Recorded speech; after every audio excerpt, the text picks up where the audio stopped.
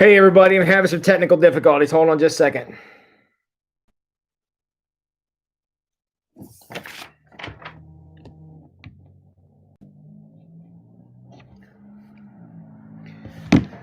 All right, everybody. I am experimenting with something that I want to start using on Sunday.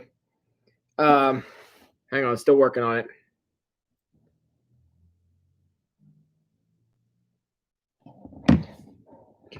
Okay, over here in the comments, in the comment, the live chat, you're gonna look right now. I am sending you a link. Okay, you all see the link I just put in there. For Sunday, we need to.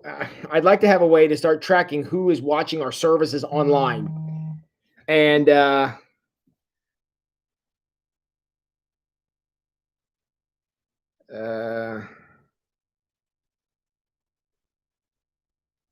okay, I just want to know who's watching online, and the way I can track that is with what's called a Google form. So I'm learning about Google Forms for the last 2 days. That link will take you to a Google form. If you don't have the ability to see the live chat or what's going on there, you could text me. My phone is off. Go ahead and text me right now. Say, Pastor Tim, I can't see the link and would like to fill out the form. And I will be happy to text that to you once the live stream is done tonight. So you can click that link and open up another link and register your attendance. There would be 2 questions. First question is your name. So tell me who's here, because I can't take attendance if you don't tell me who's here. And then there's another one to say, would you like to make any comments or whatever? And if you register it through Google Forms, I'll get all that information back. Now, that information will be entirely confidential. I could show it to somebody, so don't write inappropriate things there. But that will come back to me. It won't go to everybody, is what I'm saying. So if you want to register your attendance, you can do so by that link. I'll put it up there again. Or I know some of you can't see the live stream or the live chat. That's fine too. All you have to do is text me right now. Go ahead and text me, and I will text you back when the live stream is over tonight. I will send you a link on your phone. You can do it on your phone. You could do it on your computer. Whatever. You keep losing me. Does anybody else have a connection problems tonight? Everything seems to be running okay here. Is the connection running okay? Yeah, I'm on. Let me know if the connection's running okay.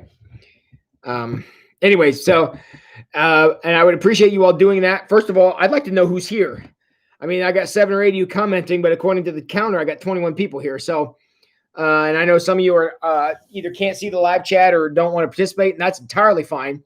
But if you would fill out the little survey that's right there, that would be great. If you can't see the live chat or don't want to click from there or whatever, just text me right now, or text me, sometime here in the next 45 minutes or so. And I will be happy to, when the live stream is over, text you a link to get you over to the form. Thank you for doing this. It's kind of an experiment for Sunday because we got people watching the live stream. I don't know who they are. And we kind of want to see who's participating online. And this Google form is a very, very easy way for me to track that. So if you would fill that out so I can kind of figure out how this works, that would be awesome. And you can text me and I can get you a link. All right. Time for some shout outs. Who we got here? Scott Moran, how you doing? Congratulations on being the second comment tonight since I was the first. Hey, Daryl, good to see you. And Daryl, Scott would like to know how your breakfast was on Saturday. I hope your breakfast was good. Hey, Teresa, good to see you. Amy Hogshead, who was MIA on Sunday because she was having an allergy attack. Hope you're feeling better. Matt Clements, good to see you, buddy. I'm glad you came out tonight. Marge Tangeman, it is a bit chilly outside tonight. However, I do have the windows behind me open. So if you start hearing the bells ringing or you hear the traffic out on the street, everybody always says, background noise was really loud this week. Well, it's because the window's open. So I do have, you may hear the street outside. Amy sending hugs to Teresa. Teresa, is Tim redirecting our chat? I've missed a couple. I don't know if I'm redirecting your chat. I'm not sure what you mean by that. I don't plan to, but hey, I don't know what I'm doing, so crazy stuff has happened. Hey, Suze. Hi, Jan. Good to see you tonight. Daryl apparently approved of breakfast, so I'm glad to hear that. Anna Kay, hi. Glad to have you here tonight. Dave and Amy, good to see you. Hey, Ange. Let's see. Tim and Candy are in the house. Susan, I miss you. Can we do dinner one night? Well, look at you, Jan. That was nice. Scott can plan a menu. Apparently, Scott can also make breakfast. So I've heard that somewhere. Are we planning a party but socially distancing to meet everyone? Yes. Should the world ever be so we can meet again? Yes, I would love to get you all together because I'm pretty sure that the only person who knows everyone here is me, and I'm not sure I know everybody. So that's cool. Jan's been watching. Glad to have you. And the form will be there on some form on Sunday. Daryl said he's there. Ange filled out the form. Thank you. Hey, Daryl. Let's see. Okay, here. Public service announcement. Hold everything. Everybody stop what you're doing and listen to this. The Mandalorian Season 2 starts on October 30th. That means more Baby Yoda for everybody. And so get ready to enjoy that. And it all sounds good. And looking forward to that. And just watched the live stream on Sunday. Said the sound kept cutting out. That may have been on her end because I don't think we were having trouble that I know of. I went back and watched a little bit of Sunday, and I didn't get any sound cutting out. So technology is awesome, isn't it? We all know Susan's ready for Baby Yoda. She's Baby Yoda's biggest fan. Doug and Margie are here. Good evening. And hey, Parker, I tried to talk him into being here tonight. He said no. So I guess y'all going to put up with my face tonight. But so that's where we are. Okay. And I'm going to put this up here a couple times tonight just so I can keep it in front of you. One of the things I got to do in order to have enough bandwidth to do this presentation is I have to hardwire my computer. And in order to hardwire my computer, I lose my keyboard because I can't plug my keyboard doohickey in. So I can't type. So my mouse works, but my keyboard doesn't. That's kind of a pain sometimes. But all right. Scott Lynch asked me, I just remembered this, to oh dear, what have I done here? Oh, I'm in airplane mode. Never mind. All right, I'm sorry, Scott. I was going to take you on a walkthrough of the form, but I'm not going to be able to do that. So just take a look at it. It's pretty self-explanatory. Just click on the link, and you should be able to just fill in the questions. It should be pretty simple. Should be. I'm not promising it will be, but it should be. Yeah, it could have been Jess's connection there, Teresa. Second service sound was low, but got better. Yeah, it's a learning process. Josh was using some new software to live stream Sunday. And because our music quality is bad, it's okay for first service. It's terrible for second service. And we're trying to do a little better. And I think it was a little better on Sunday from what I heard. So I'm hoping that we can continue on our improvement here. Okay. Hey, you guys didn't all come to hear me talk about that. Let's talk about Max Lucado. What do y'all say? Max Lucado, we're going in now to section 2. We finished with section 1, obviously last week, and this week we're going into section 2. And so he had a little introduction to this section, and talked about a plane ride that he took. And if he read that, and he was talking about how he was riding on a small commuter plane. It was the pilot, a friend of Max's, and Max were on this thing. And Max at the time was working on getting his pilot's license, so they were kind of flying to this speaking engagement that Max had. And Max's other friend was sitting in the co-pilot. So he had the pilot, the co-pilot, and Max was in the back. So Max kind of, leaned his chair back a little bit, tipped his head back, and he kind of dozed off. Well, he woke up to something that, let's be honest, nobody wants to wake up to. The pilot of the airplane was saying, I have to land because I'm sick and I'm about to pass out. Not what anybody wants to hear their pilot say. So Max, who has some flying training, but not a pilot, couldn't get into the front seat because he was in the back, obviously. And the friend couldn't get out to let Max up there to do this. So they were desperately looking for a place to land because this man was sick, had some kind of flu or something, and was going to pass out. And they obviously managed to get the plane landed before anything bad happened. But that would be a little upsetting. Get in the comments and tell me if you think that would have been a little upsetting to have your pilot say, I know there are only 3 of us here and I'm about to pass out. Anybody want to give me a what up to that being something that you would never, ever want to hear? Anybody think that might be a less than optimal experience to hear your pilot say he's about to pass out? Because I have passed out a couple times in my life. In fact, I passed out one night when I had the adhesion a few months ago. I passed out, woke up on the floor in my kitchen in the coldest sweat I've ever been in my life. In fact, I was such a cold, clammy sweat that I couldn't hardly get up off the floor. I was too slippery after I passed out. So passing out is not good. I can imagine passing out at 5,000 feet is worse than passing out in your kitchen. So, yeah, I could think that Max would have been a little bit concerned. We'll use the word concerned. So, okay, so, but one of the sentences from these couple of introductory pages that he says here that I found to be very interesting was on page, on page 34. There's a sentence here that I want to read out to you, and I'd like to get your reaction to. He says, you may be out of options, but according to the Bible, you're never out of hope. Let me read that to you again. You may be out of options, but according to the Bible, you are never out of hope. I have a couple of questions about that. My first question is, what does this say about the source of our hope? So if we can be out of options, like Max kind of was in this airplane deal, you're looking at this going, this is less than ideal. And so I don't know what to do. I don't even have options. But even in that moment, he still wasn't out of hope. What does that say about the source of our hope? The source of our hope. Where should it be? And where do we often put it? Somebody get in the comments and talk to me. What does that sentence say about our hope? When he says we may be out of options, but according to the Bible, we are never out of hope.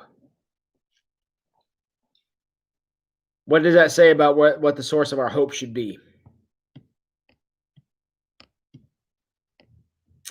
Teresa says, hope is not something that is tangible or part of this world. Okay. Matt says, our hope isn't here on earth or in others. I think Matt and Teresa are on the same page on that one. Anybody else want to chime in on this one? You may be out of options, but according to the Bible, you're never out of hope. What does that say about the source of our hope? Source of hope doesn't come from earthly things. I just came from youth group upstairs. We were upstairs for a couple hours with the kids and had a big rowdy bunch of kids tonight. It was a lot of fun. And Phil's lesson tonight was on David and Goliath. Honestly, one of the Bible's best stories. I mean, give me a what up for David and Goliath. And so David and Goliath is, I mean, out of options. A 9-foot mouthy giant represents a lack of options, I think we would agree. And David walked out across the battlefield. He was out of options, but he still had hope. So he was going to take what he had. He's going to go throw a rock at the giant, see what happened. And the good Lord took it from there. So March says there's always hope. That's something we should never forget. Pandemics, riots, elections, hope never runs out. Our hope is always there to draw upon, never goes away, Suze. I would agree. Even though we may not be able to see it, we may not be able to describe it, we may not be able to put our hands on it like we'd like to, but it's always there. And as soon as we forget that it's there, it quits sustaining us. And that's why we got to keep in mind that it's always around. Jan says, praise be to God, we have God. Couldn't agree more with that. Hope is supernatural. It is. Because let me tell you something. Hope that's not supernatural is not hope. It's confidence. And that's, again, not a bad thing, but not the same thing. Confidence to a degree is okay. But if our hope isn't in something supernatural, then that means our hope is in this guy. And as well as I know this guy, he didn't always fill me with hope. And God is our hope. I would certainly agree with that, Ange. Again, back to the hope is supernatural thing. If we limit hope to the scope of our understanding or the level of our ability, that's really not that much hope, let's be honest. And God is with us always, much like the Force is with us always. Star Wars joke for anybody who got that one. But Anna Kay, you're right. God is always with us. And again, nothing like having your pilot say, "I'm passing out," to make you think, "Is God going too?" I mean, that's a crazy situation. And something we certainly would not want to be a part of. Now, I have a second question about this same sentence, okay? We talked about the source of our hope. And a couple of you have really gotten to this next question I was talking about, or I'm about to ask, is not only what does this quote say about the source of our hope, but what does this quote say about our self-reliance? Because we all like to be self-reliant. I mean, don't we? Don't we all like to be, up and up and on and great and whatever? Let me read the quote again. The quote is, "You may be out of options, but according to the Bible, you're never out of hope." What does that quote say about our self-reliance? I'm not trying to break anybody's confidence here. Far be it from me to ever attempt such a thing. But my question is, though, what does that say about the role of self-reliance? Because, again, I'm not advocating that self-reliance is in and of itself a bad thing. It's when self-reliance takes over what I think Matt said should be supernatural. When we replace something that should be supernatural with something that's absolutely natural, well, absolutely natural is not supernatural, right? We don't call him average man. We don't care about average man. We want Superman, and that's kind of where we are. And I think that one of the problems we run into, and Phil addressed this with the kids tonight, I thought excellently, is he was talking about a lot of times the story of David and Goliath is told as a self-reliant story. David had great confidence and he yoked the giant within and went out and threw the stone and Goliath fell. Well, if you go read back and read the story, it's not exactly what happened. What happened there is David said, "This guy defied God. He's already dead. This guy's already taken care of. God just needs somebody to toss a stone at him. I can do that." And so David's confidence was never in himself. David's confidence was in God. Now, that gave him great self-confidence, but it came from God. It didn't come from David. Because if David would have walked across that battlefield facing Goliath and he would have went with arrogance, David would have been dead. Dead, extra dead, if that's possible. Super dead, if that's a thing. Because Goliath would have ripped him limb from limb without breaking a sweat. But because David went across in the supernatural confidence that Matt's talking about, Goliath died. So that's right, Candy. David went with frog style, fully relying on God. And I think, again, David understood very clearly that without that, he's a little kid tossing stones at a giant with armor. But with God, the giant falls. So without God, we are nothing, Jan. I think that nobody understood that better than David. Even in David's worst moments, and there was a lot of bad moments in David's life, I think he understood the importance of knowing that he was limited by how close he was to the Lord. And I think there's a lot of us in the world today who do really well. I'm not present company excluded, but there's a lot of people in our world who do really well to realize that we would be much better off if we went with more supernatural options than just natural ones. Because my man Matt Clements coming in with the truth bomb here, self-reliance will only get us so far. How far is that? To the length of my arm. That's how far self-reliance gets us. My arms are not very long, and that's that's all the farther that's going to take us. So if we're going to make it be all about our own ability, go ahead and start the clock on that one, because disappointment's coming. It's going to be seconds, maybe minutes away, but probably not hours, and certainly not days, weeks, months, or years. So and that's why self-reliance, again, not by itself a necessarily bad thing. a lot of people think, well, I just woe is me, and they're like Eeyore from Winnie the Pooh, because everything is so bad. No, that's not what we're talking about here. But it is about being filled with the confidence that God can give us, and being able to live with that. So Teresa says we shouldn't place our hope on ourselves. God is our hope, even when life situations are bad. Again, I agree. And the thing is that if we put our hope in what is natural and don't take into account the supernatural, again, we're limited to what our hands can do. And let's be honest, it ain't very much. And Jan says not even as far as your arm. Jan, I could probably agree with that. I was using that as an example, but you're right. Probably maybe up to my elbow. I don't know. So Ann says we have to remember that God is our hope during this pandemic. He will see us through this. Look, if it ain't for that, we ain't gonna make it. As simple as that. This nightmare is such a thing that if we don't put our confidence in something supernatural, again, look, we're all hoping and praying for vaccines and treatments and all that. Great, but that can't be our hope, because those things are not going to come fast enough. How do I know they're not going to come fast enough? Because they're not already here. So I know they're not going to get here fast enough, and that's an important thing to keep up with. Matt says, "Fix our eyes on what is unseen instead of what is seen." Yes, Matt, that's exactly it. Because again, same with the length of my arm, it's the scope of my vision. And if we had to just be limited to that, that's it. That's all you got. If it's all there is, that's all there is. And someday you may be in an airplane with a passed out pilot, and you're going to want something a little more to hang on to than whatever it is you can do. So, hey, Val McAllister, a year ago I had to check my hope with events surrounding the time. I had to give God the situation. I refused to give up hope. I had a lot of people pushing me not to give up hope. I'm so glad I didn't give up. Well, Val, we're glad too. And again, it's during those moments that we get a chance to flex what we claim to believe.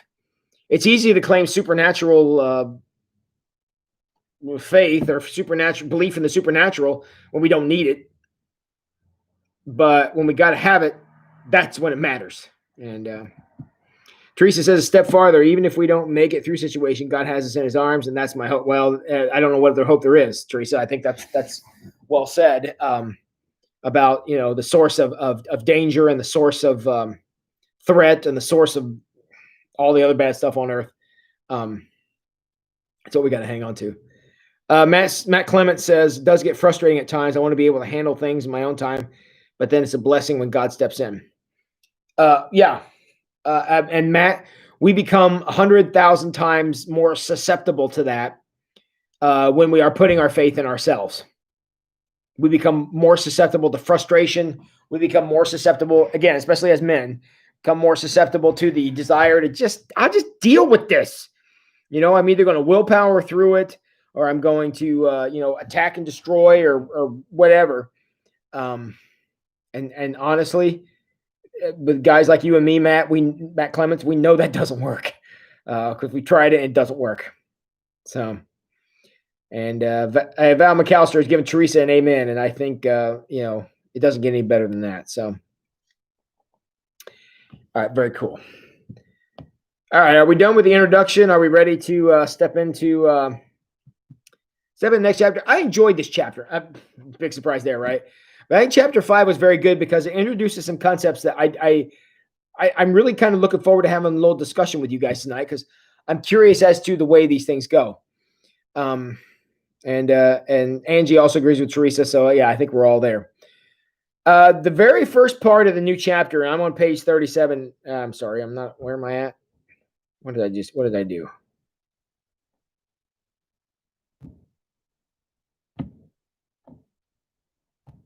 Hold on.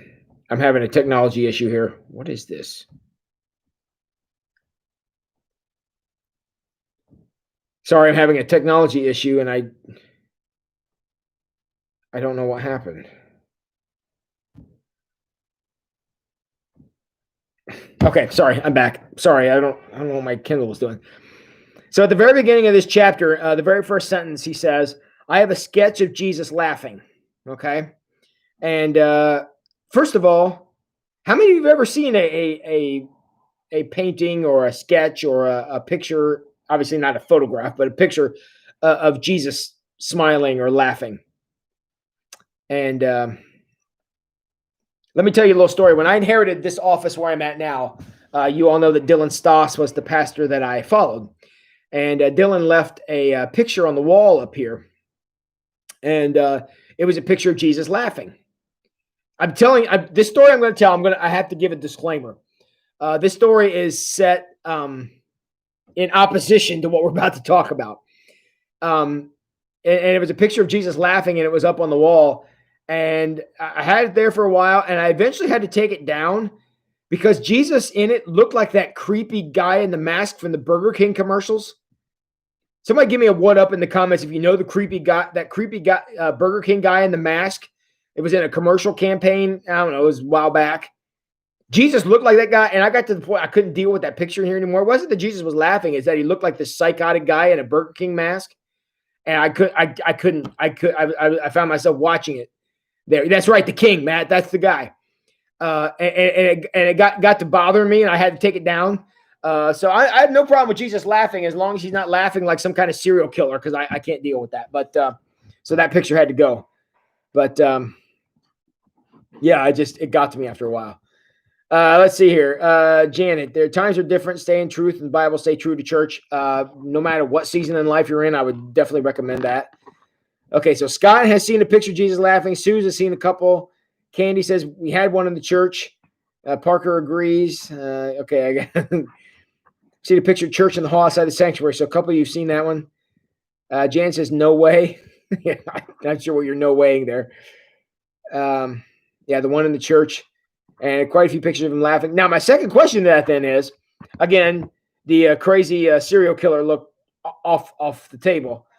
Do you have a problem with that?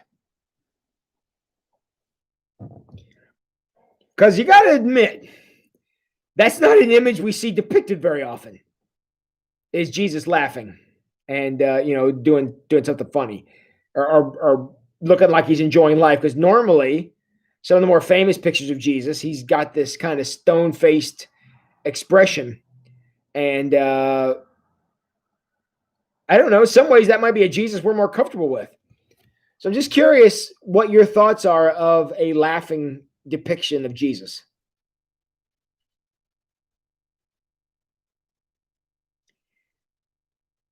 Did anybody have any issues, any, or maybe you like it? I don't know, but I'm just curious. I would love your feedback on the depiction of a laughing Jesus.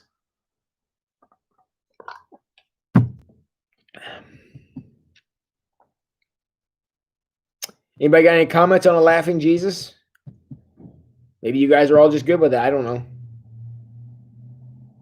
All right, so Mars likes the laughing Jesus.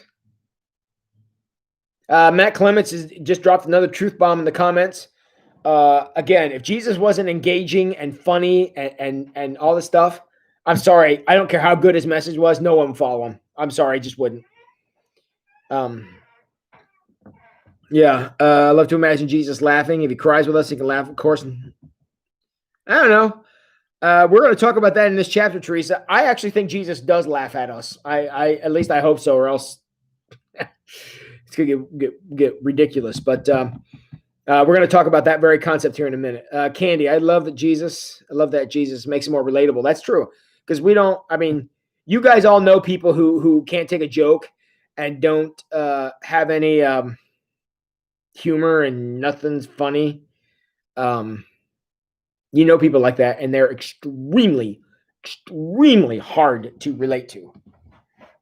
So, and I would say the same thing about Jesus. If Jesus was just like this all the time, it was like, blessed are the poor in spirit, for theirs will be the kingdom of God.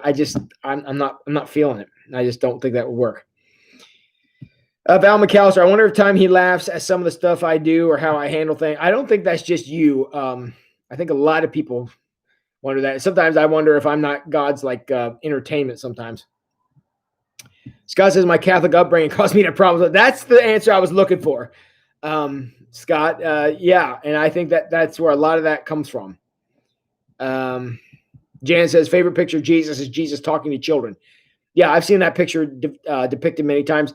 And you all know the story from the Gospels where the children are there and they're trying to get up to Jesus and the disciples are trying to shoo them away. And Jesus is like, what the heck are you guys doing? Those kids come up here. Don't stop them from coming up here. I'll tell you right now, if Jesus didn't have a friendly demeanor, those kids wouldn't have wanted a single thing to do with him.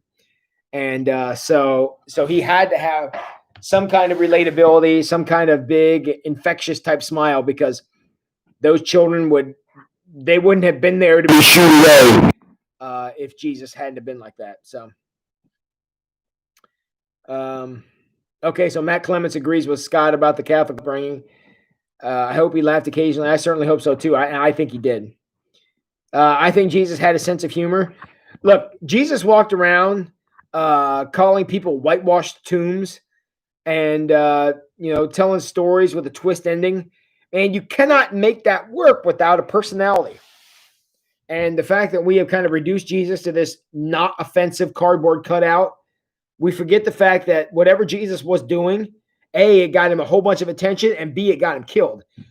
So there had to be something engaging about what was going on, because I'm going to choke to death right here online, because he had to have something engaging about his personality. So Jesus laughs with us, not at us. I agree with that sometimes, but I think sometimes he laughs at us too. Why? Because I laugh at people too, and I think that Jesus had to do that.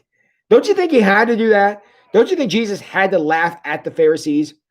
Don't you think Jesus had to laugh at the money changers? I think that I think he had to. Maybe not.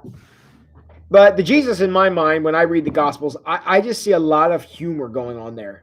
It's very simple parables that are simple yet incredibly profound and things. I can't picture somebody telling them sincerely without a smirk. I just can't. And Jesus laughing is showing his human side. Anna Kay, I would agree with that. Again, laughing is a human emotion. We may not do enough of it. I definitely agree with that, but laughing is a human emotion. I was thinking about that the other day, with all the shutdowns and things that we can't get. When was the last time you had a good laugh at something? Again, I'm not talking about, ironic laugh like, ha ha, we're shut down again or something. I don't mean that. I mean, a really, you saw, because I mean, like, even, comedy on TV is not funny anymore. Late night TV is definitely not funny anymore. I got a few guys on YouTube I like to watch, and sometimes they make me laugh, but I just, I want to watch somebody hilarious. Get on the Daily Wire and watch Matt Walsh. I'm telling you, that guy cracks me up, but that's a whole nother story. But it's just the idea that, make sure you laugh, and it's fun to laugh with people, laugh in a crowd. And obviously it's something we don't get to do enough of anymore. There was a mini-series years ago with Jeremy Sisto. It came out in 1999. It was entitled Jesus. It was a very, very good depiction of Jesus. It was a made-for-TV movie, but I thought, if you're going to talk about encapsulating the whole life of Jesus, it was one of the best I've seen. And you're right, Jeremy Sisto portrayed Jesus as laughing quite a lot in there. In fact, there was one scene I can remember. The disciples ran up and they got into a water fight. And just like, I can remember at the time back in 1999 when that came out, a lot of people were like, Jesus in a water fight with the disciples? Well, Jesus would never do that. I think he did. And I don't know why that would be such a deal. So you got to allow Jesus to be human, or else, the whole gospel don't work anymore. And I actually like the idea of Jesus, splashing water at people and things. I think it's good. He did laugh frequently, and again, came out in 1999. You get on eBay or something and grab DVDs of it and whatever. It was very well done. And it was entitled Jesus. That's right, Matt Clements. Just Jesus, and it was a made-for-TV movie. So understand, some of the production value is not as wonderful as it could be. But I know, like,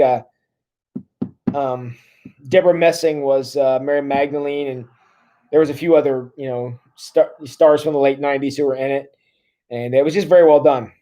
I can remember in that movie the conversation again. They always had to take a little creative license, and that's okay. But Jesus had a conversation with Mary Magdalene, and it was very cool because Mary Magdalene was there and Jesus was there, and Jesus turns to her and goes, "Hey, why don't you come with us?" And she gets, first of all, "Are you talking to me?" And she says, "I'm free. I get to go where I want." And Jesus goes, "You're not free, but you could be. Why don't you come with us?" She doesn't then, but she eventually does. What a great conversation.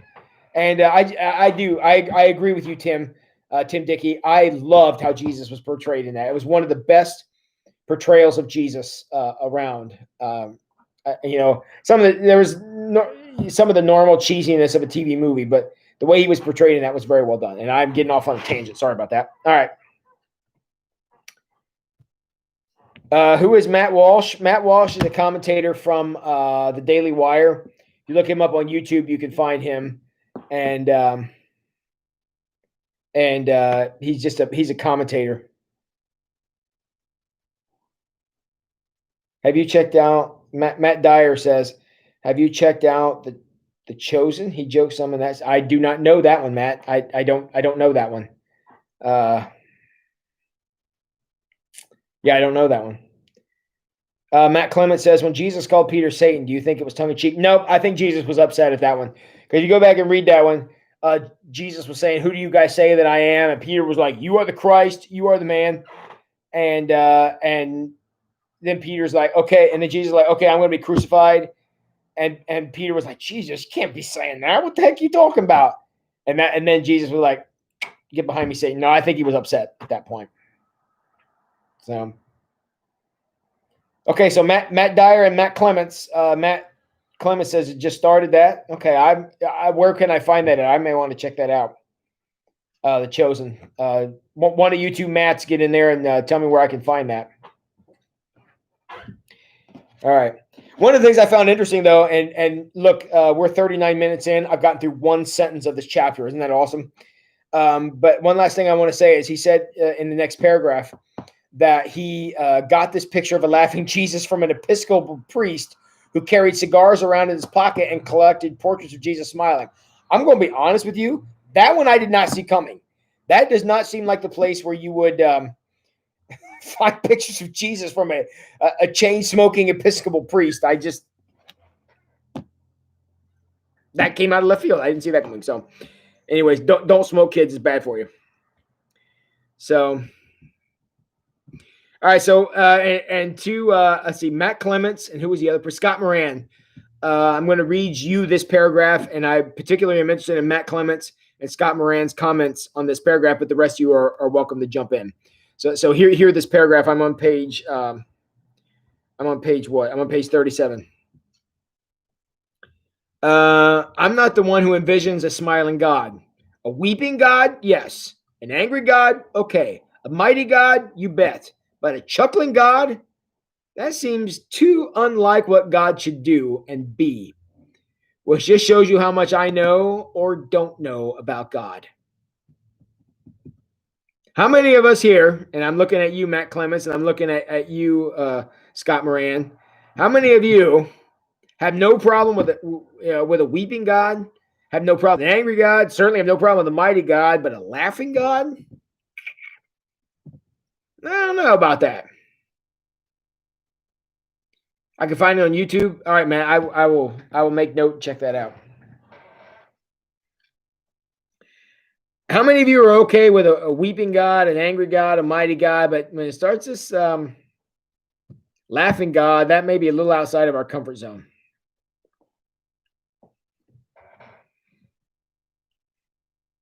Anybody got a comment on that? How we're okay with angry and weeping and upset and mighty and whatever? When we start talking about, again, we're still just in the range of emotions. I mean, all laughing is another emotion going right along with the rest of them. And we're okay with some of those more negative ones, but you start talking about laughing and we're all of a sudden we're like,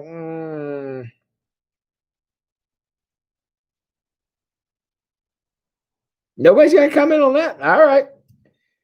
Matt Clemens says he's good with that. Okay. I just think that that's the way a lot of us grew up. And Matt Dyer, I think, who he and I grew up together, will tell you that I don't know about this laughing Jesus in the church we grew up in. Matt Dyer, feel free to jump in there and comment on that. But church we grew up in, we had a lot of a lot of good mission work and a lot of good people were there and all that kind of stuff. But I don't know about this laughing Jesus thing. Just some of those old ladies in that church that Matt and I grew up in. I don't know. So,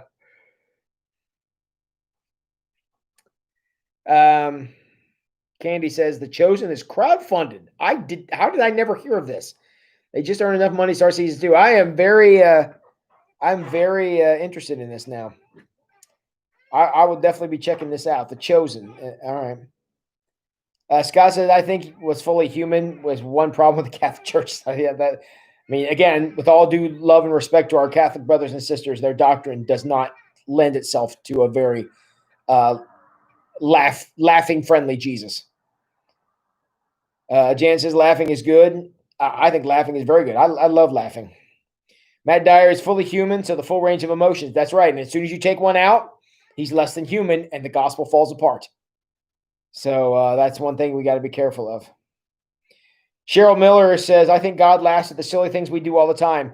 Cheryl, you live with Jack, and I would have no problem that you believe that, given that you have to see Jack in full action every day, that God laughs at silly things. And you make sure if Jack's not hearing me say that, you make sure you tell him I said that. So, and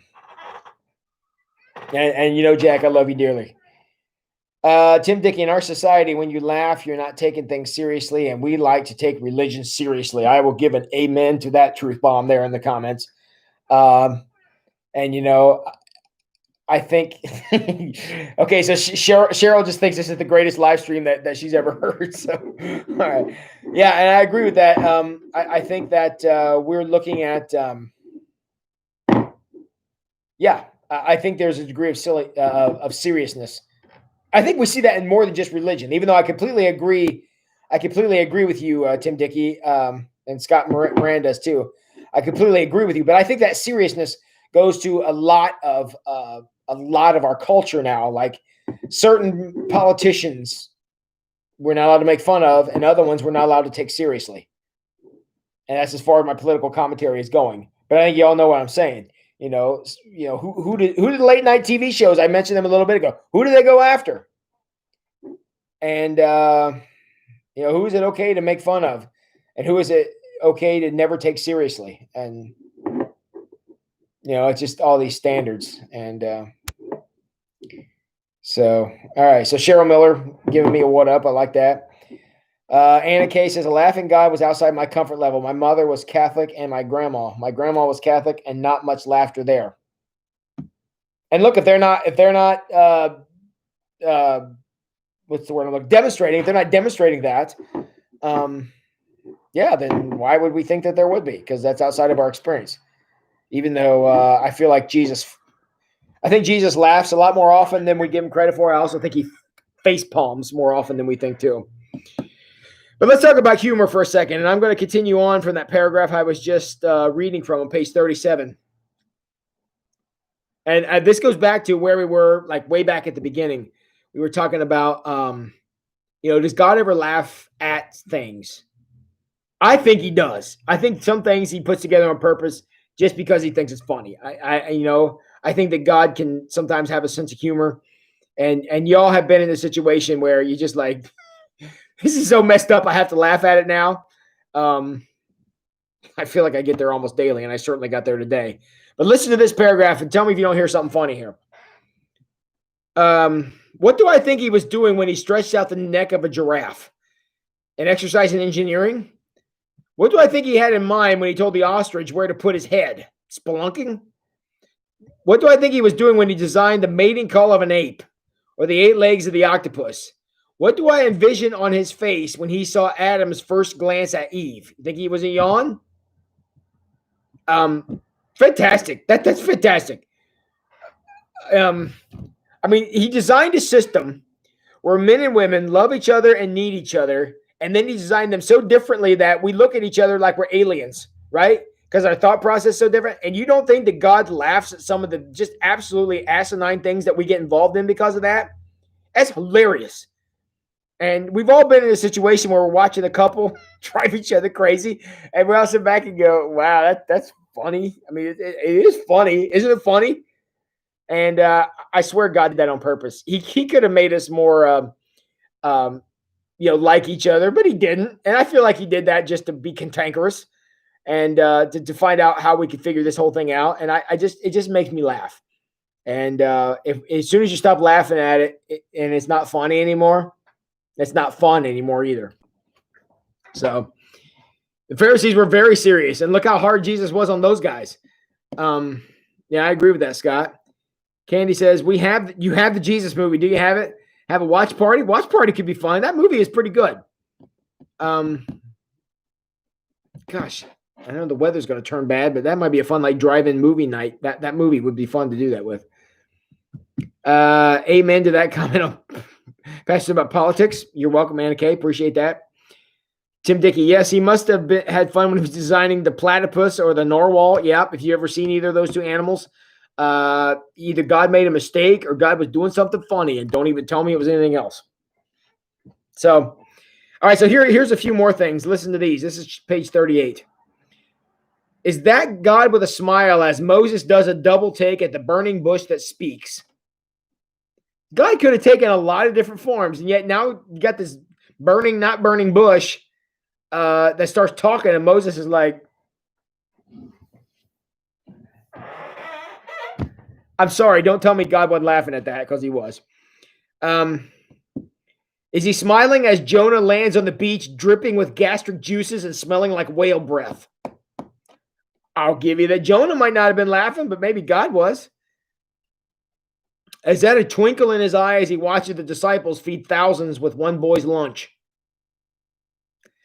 Go back to that story of the feeding of the 5,000. Philip says, Jesus, you should really send these people away because there's a lot of people here and it's getting dark and they need to go make arrangements for supper. And what does Jesus say?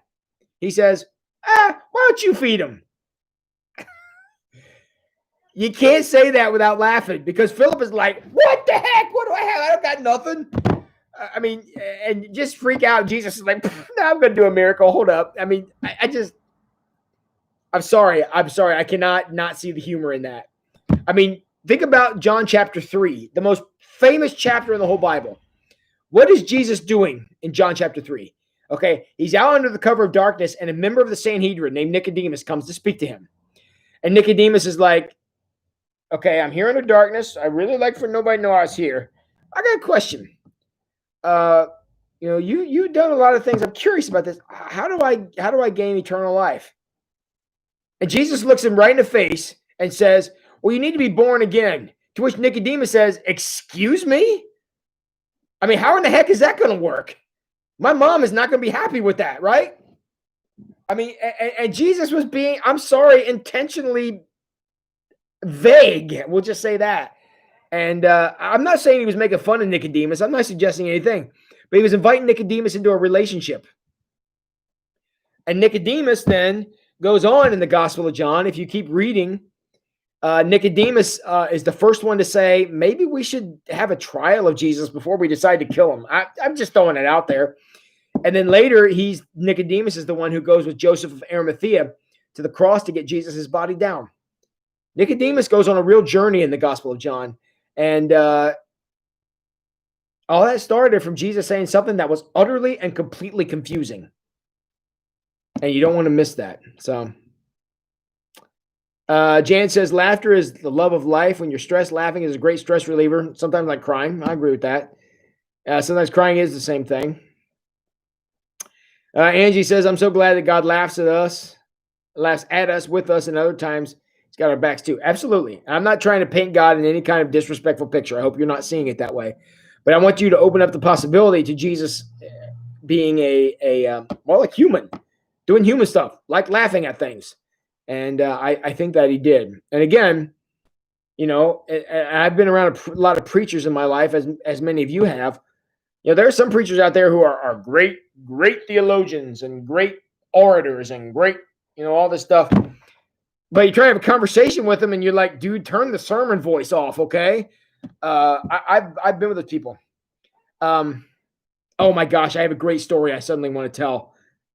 All right, we're gonna finish this chapter, and I have a story to tell about stuffy preachers because that's my favorite story. I probably told it before, and I'll tell it again because it's a super fun story to tell. But we have to actually do some stuff here. All right. He goes on. I'm gonna kind of Reader's Digest version, kind of the rest of this chapter, since I got too caught up. Remember where his very first miracle took place. You all know he was turning water into wine, and that's recorded and celebrated as his first miracle. But think about what that miracle is. It wasn't healing anybody. It wasn't casting out a demon. It wasn't stopping the weather. It wasn't predicting the future. It wasn't anything that we would think of. He was at a party, and when they bring out the wine that Jesus created, they're like, dude, after we're drunk, they normally bring out the crappy stuff, but this stuff is awesome. So he helped a lot of people at a wedding who were already drunk get drunker. That's what he did. I don't look. I got my own problems with alcoholism. I don't like it, but that's what happened. And so Max goes on in this chapter to talk about, well, why did he go to the wedding? And his response is to have fun. There's zero indication that Jesus went there to do this miracle. In fact, there's evidence in the story that he did not go there to do the miracle. Because even Mary goes, hey, Jesus, they're out of wine. And Jesus is like, that's nice. I don't care. And Mary goes, I think you should do something.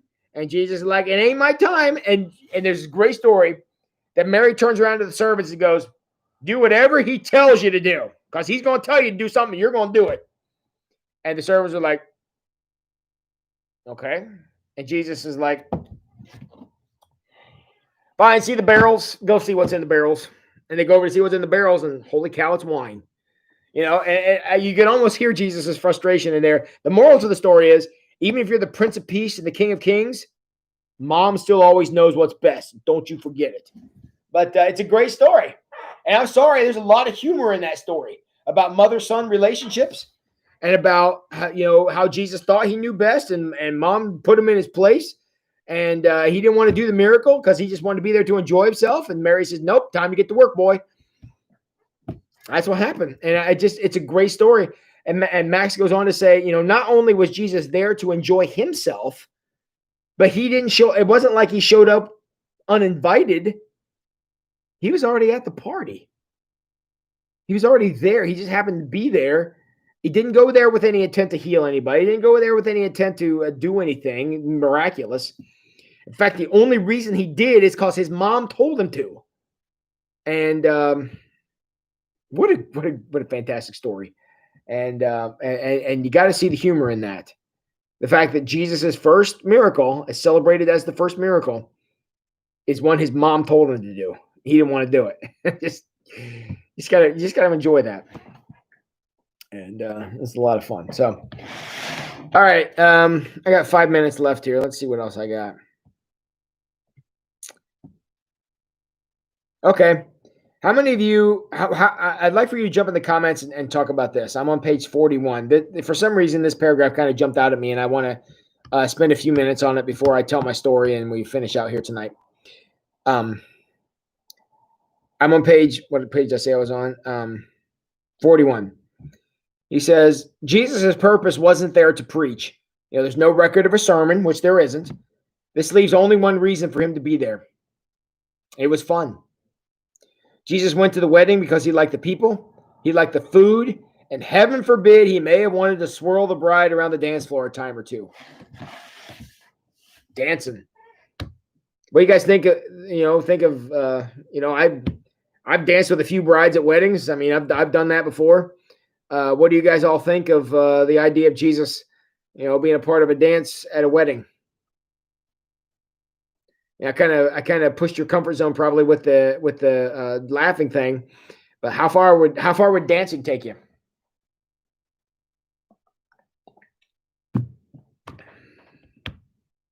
Anybody have any thoughts about that?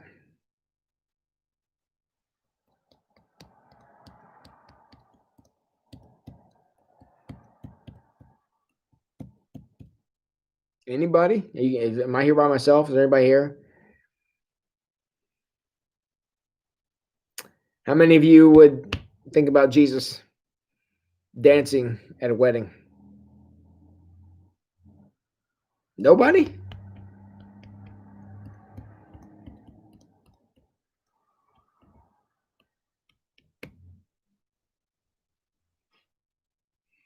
Dancing is mentioned in the Bible multiple times. Absolutely. I never took it that way. Life is good music, makes you move. Okay. Yep. Again, making him human. That's right. And the fact he was there to enjoy myself. Laughing, now dancing. Oh my, Scott Moran is now scandalized. He was human. The kind of dancing was different than oh yeah, I'm not talking about any stupid dancing. It was just, moving around a dance floor. And Mars says, yeah. Matt Dyer says, I bet he was a dancing machine. All right. Nice heresy you got going there, Matt. That's good. Yeah. I'm glad you didn't say dancing queen, because that's a whole different thing, right? That's a song, and I putting Jesus in that song, I think that probably would be heresy. So, all right. Well, cool. All right. Well, I've got 4 minutes left. I'm going to tell my story, and then I'm going to talk about this link that I'm putting in the comments right now. Okay, so here's my story. I'll stick it to it. Years ago, I went to I probably have told this here before, and but story makes me laugh. So I went to this pastor's conference. In fact, for his Pastor Appreciation Month or something, and they're having this luncheon, and I drove over to it. One of my parishioners gave me a ticket to it, and I went over, and I showed up, and I was like the last one to get there. And I showed up, here tonight. I got my T-shirt on and stuff. I had a T-shirt and jeans. I walk in, the place is packed.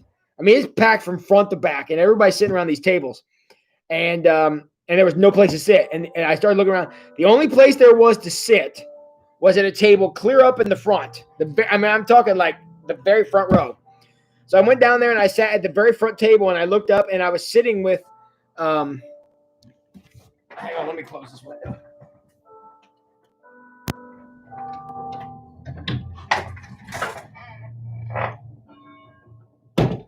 Okay. And I was sitting with this group of people who were obviously all from the same church, and they had on like dresses and like suits and ties, and I'm sitting there with a T-shirt with a freaking hole in it, and I'm going, wow, I don't belong here. So we're there, and we're having this conversation in the middle of these tables, because we had like round tables like what we have down in our fellowship hall, and there was piles of books on the middle of this table.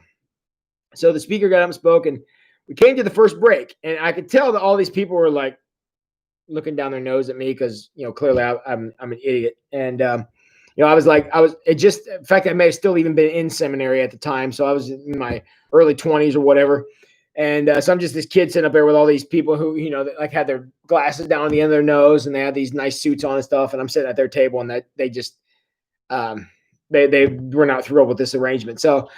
So I was getting annoyed with them, and they were getting annoyed with me because I wasn't as good a Christian as they were, or whatever. And so at one point during the break, I decided I was bored with the speaker. So I was going to entertain myself by annoying the people at my table. So I kept like moving around, and I picked up one of the books and started reading it. I was intentionally holding it upside down, just whatever I could do to get on their nerves. And at one point they said during one of the breaks, they said, hey, these big piles of books, they're all for you. So you can search through and take any one of these books that you want. I thought, well, that's cool. So I reached clear into the middle of the pile, so I was like rummaging around in there. I pulled out a book. Believe it or not, it was a copy of the Bible. They'd thrown in a copy of the Bible, and I'm like, a Bible. I've been meaning to get one of these. And there was an audible gasp from around the table. Like, I mean, you can literally hear they're all looking at me, and I'm just going, I am leaving. I'm done with this conference. I got to get out of here. And I'll never forget that. Those people, I'm sure they went back to their church, those good Christian people, and they prayed for me so hard. They probably thought I was the biggest heathen. I probably wandered in off the street or whatever for the free buffet or whatever was going on. But they were absolutely scandalized by the fact they were sending a guy that didn't own a Bible or something. So it was hilarious. I don't know if you want to enjoy that story. I enjoy telling that story because it's so funny.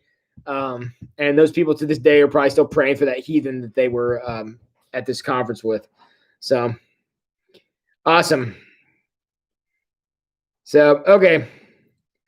All right. Yeah, Scott, there is always room in the front. That's right. I need to know if this will work. So if you would fill out that form, it's pretty simple. I'm asking for your name. If you have any other comments you want to make, that would be awesome. And I want to kind of see how that works. So that's the link. And if you want me to text you a copy of the link, just text me right now on my phone, and I'll be happy to send you a copy of it. You can just fill it out real quick, and I'll get the results immediately and be able to just get an idea how it's going to work.